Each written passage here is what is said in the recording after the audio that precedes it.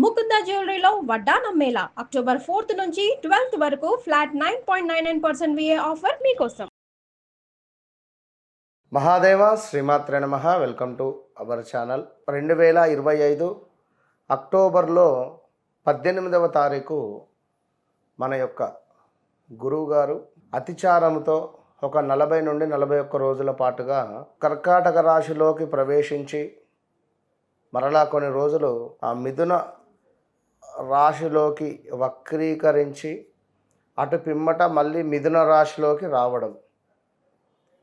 So దీనివల్ల ఈ 12 రాశుల వారికి ఈ అక్టోబర్ నెలలో ఏ విధమైనటువంటి శుభ అశుభాలు జరగబోతున్నాయి అనేటువంటి విషయాన్ని మనము తెలుసుకునేటువంటి ప్రయత్నం చేద్దాం.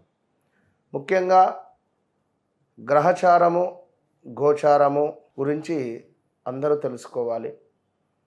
అదేవిధంగా ఎవరైతే గోచారంలో ఉన్నటువంటి పేరు గ్రహచారంలో కూడా ఆ నామముతోనే ఉంటుందా, మీ యొక్క జన్మనామము బట్టి మీ వ్యవహారిక నామం ఉందా, లేదు మీ జన్మనామం వేరే ఉంది వ్యవహారిక నామం వేరే ఉంది అన్నప్పుడు వ్యవహారిక నామం ప్రకారంగా వచ్చినటువంటి రాశి బట్టి కొన్ని అశుభాలు జరుగుతూ ఉంటవి.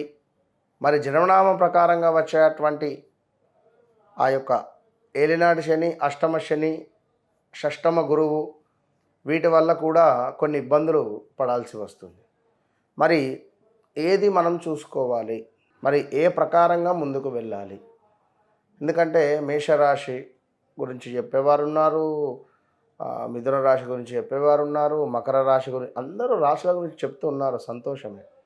కానీ ఇందులో మీకు ఏది కనెక్ట్ అవుతూ ఉన్నది, మీరు దేనిని బేస్ చేసుకొని చూసుకోవాలి? ఫలానా రాజు అంటే తులారాశి చూసుకోవాలా, మరి తను జన్మించినటువంటి సమయానికి మేషరాశి అయితే అశ్విని నక్షత్రం అయితే అది చూసుకోవాలా, మరి ఏమిటి అనేటువంటి క్లుప్తమైన విషయాల కోసం తప్పకుండా నా వీడియోస్ను ఫాలో అవుతూ ఉండండి.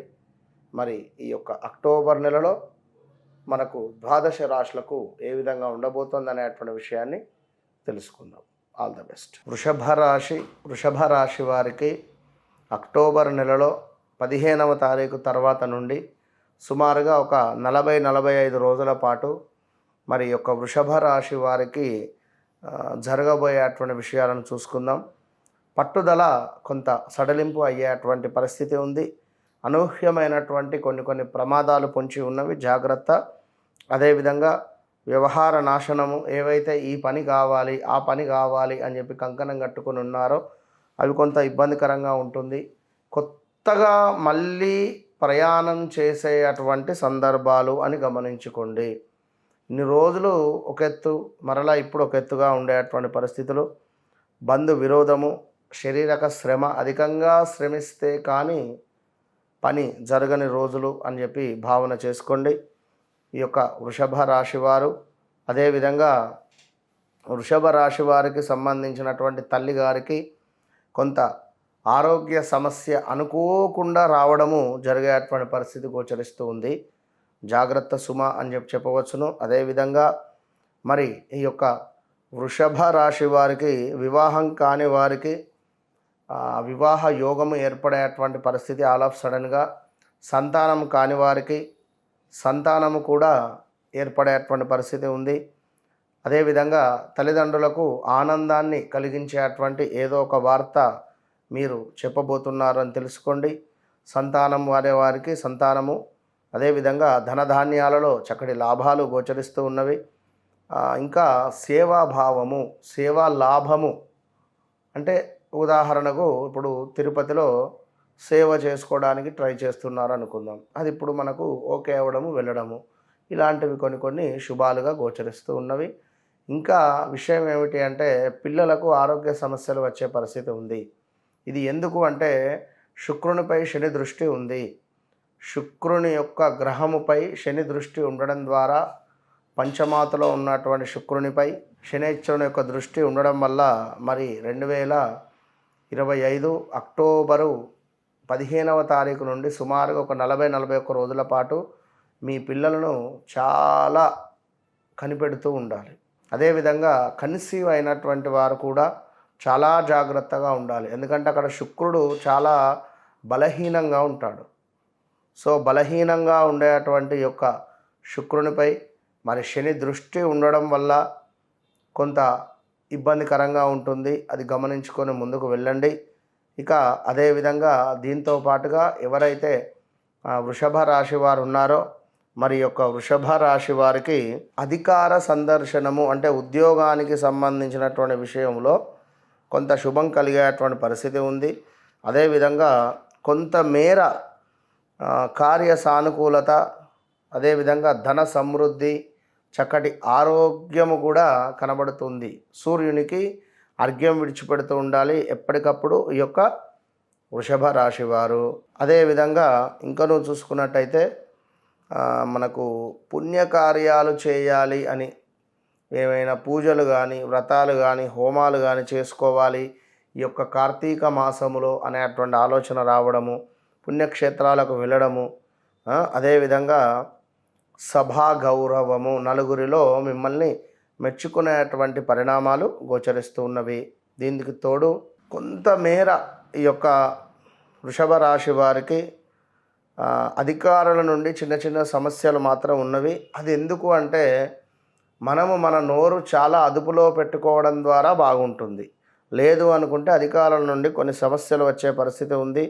స్థాన చలనము, ఆరోగ్యానికి సంబంధించి మనకు నవంబర్ 10 నుండి 15 తర్వాత అనారోగ్య సమస్యలు మాత్రము కనబడుతున్నవి. ఇది గమనించుకోండి.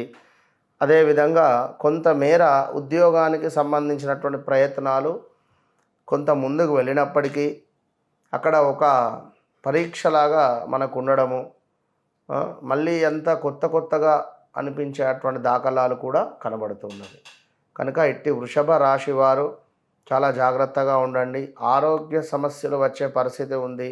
హార్ట్ రిలేటెడ్ కొంత హెల్త్ వచ్చే సమస్యలు ఉన్నవి, జాగ్రత్తగా ఉండండి. అదేవిధంగా ఎవరైతే ఖచ్చితంగా నాకు ఇది కావాలి, ఈ పని అయితేనే నేను చేస్తాను అనేటువంటి భావనను వదిలేసి ఉన్న దాంట్లో నడిపించే ప్రయత్నం చేయండి. మధ్యవర్తిత్వానికి వెళ్ళకండి. మధ్యవర్తిత్వానికి వెళ్ళడం ద్వారా మీరే కొంతమేర ఇబ్బంది కలిగేటువంటి పరిస్థితులు ఉన్నవి. సో జాగ్రత్త. ఇంకనూ కూడా కలత్ర సమస్యలు, అభిప్రాయ భేదాలు చిన్నగా కనబడుతున్నవి. అన్నిటికీ సంబంధించి విష్ణు సహస్రనామాలు పారాయణం అనేటువంటిది ఈ నెలలో ఈశ్వరునికి చెరుకు రసముతో అభిషేకము మీకు మంచి ఫలితాన్ని తెచ్చిపెడతవి. మనకు మేషం నుండి మీనం వరకు ఇందులో ఏ రాశి వారికి ఎలాంటి ఇబ్బందులున్నా మన ఆధ్వర్యంలో ప్రతి శనివారము నవగ్రహ హోమము, శని పాశుపతము, అదేవిధంగా రుద్ర హోమాలు జరుగుతూ ఉంటాయి.